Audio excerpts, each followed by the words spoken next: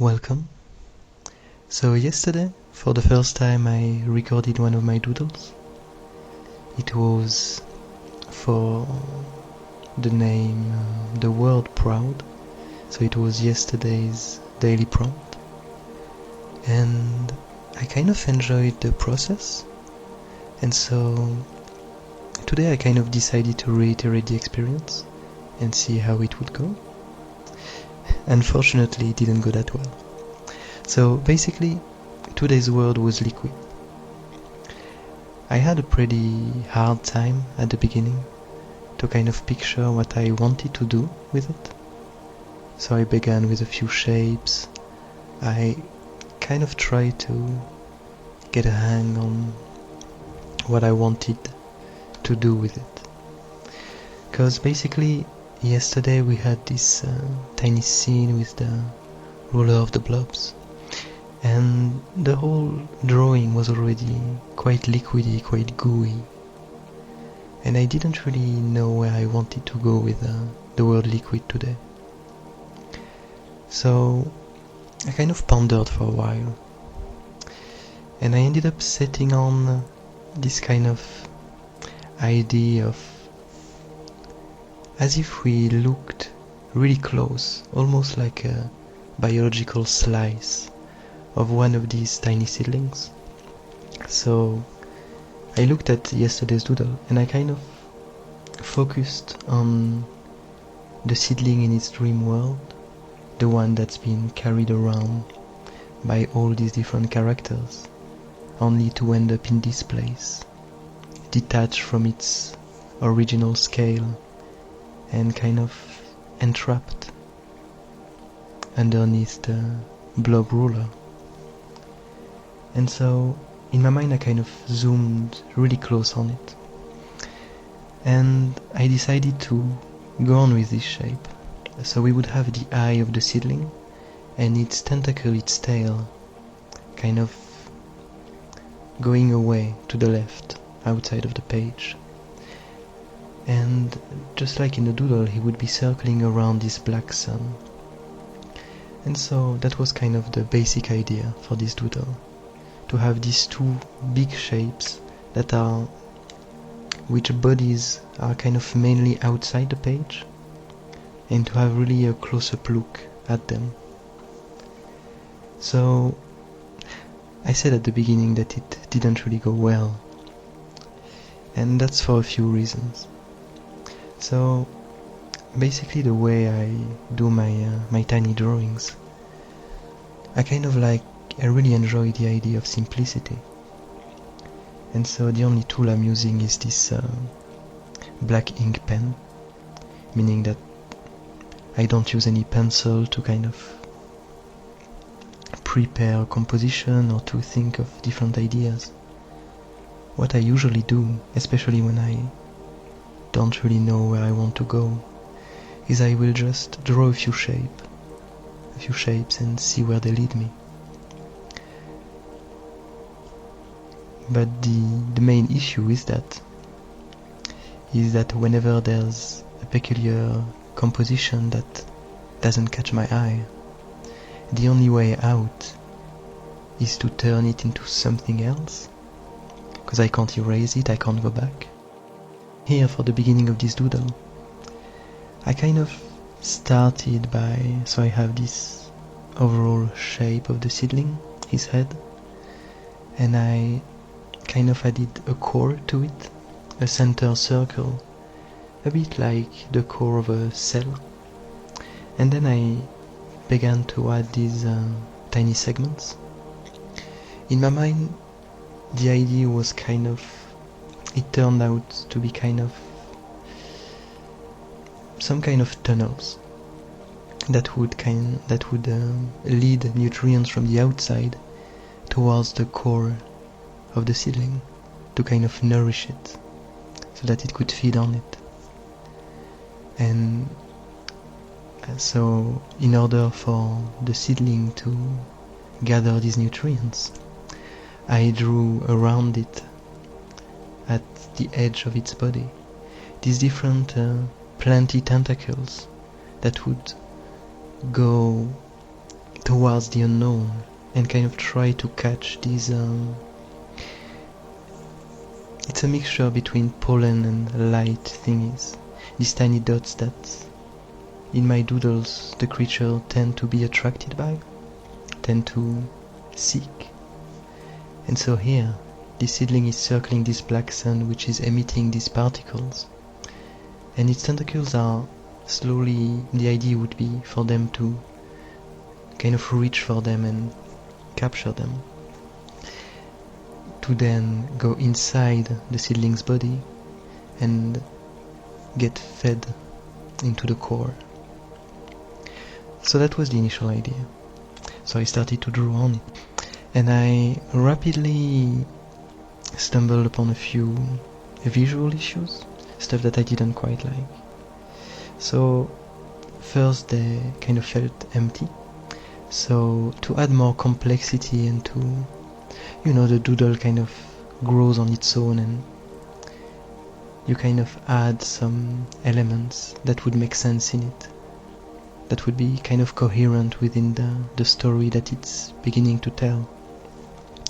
And so I added these tiny flowers in the different segments that go from the outside and that stop close to the core. And so the idea for them would be to gather the nutrients from the outside and to turn it into something else, another compound that the core would like to feed on. So I did that. But then, even though, so there's already a bit of a story, but I like to add some kind of event, some kind of something that's happening. And so I decided to kind of remove some of the flower heads in different segments and to kind of to turn some segments into some kind of corrupted parts, as if the flower didn't got cut off here or kind of decayed, and so the segment was slowly dying. And I kind of enjoyed this idea, but visually I wasn't really happy about it. So first of all I started with 2 or 3 segments, and then I felt like it didn't feel right visually to my eyes, so I had to add more corrupted segments to make it feel kind of more balanced. But then, to stick with the theme of liquid and to kind of get further into the lore, I decided to kind of spread this corruption to the core. So like I said at the beginning, there are not a lot of ways for me to kind of change the doodle. All I can do is transform the parts that are already here. I can only make them grow. So what I did here is I blackened the center, I blackened the whole core, and turned it into this idea of a corrupted center that is slowly spreading into the different segments, as if the seedling itself is starting to decay, which makes a lot of sense with the previous doodles that we had. Because so we had this, basically there was this dying seedling in a scale, and he was only kept alive because his mind was kind of captured in this dream world. And now that the 2 ends are detached and that the dream world is stuck underneath the blob ruler, it's been stolen, it's stuck there.